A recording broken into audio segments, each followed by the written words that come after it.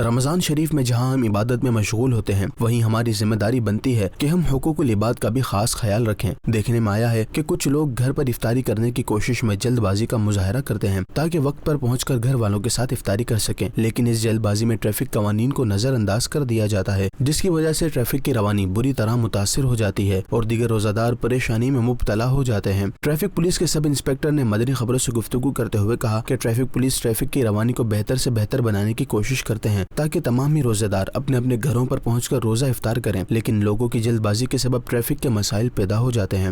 रमज़ान का महीना हम इन लोगों के लिए खड़े हुए हैं। हमारी यही कोशिश होती है कि अपने घर में जाके रमज़ान शरीफ कर लें, लेकिन बहुत जल्दबाजी करते हैं।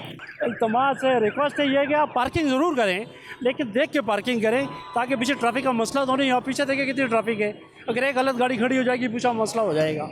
सर हमें मजबूरन फिर काम करना पड़ता है, तो करानी पड़ती है गाड़ी को। रमजान शरीफ में मुसलमानों को जहां फर्ज रोजे रखने का हुक्म है, वहीं सब्र से काम लेने का भी दर्ज दिया जाता है ताकि इसकी बरकतों का हुसूल मुमकिन हो। इसीलिए ट्रैफिक जाम की सूरत हाल में थोड़ा सब्र किया जाए और ट्रैफिक पुलिस के साथ ताउन यकीनी बनाते हुए ट्रैफिक कवानीन की पासदारी की जाए तो ट्रैफिक की रवानी को बहाल करके अपने सफर और मंजिल को आसान बनाया जा सकता है।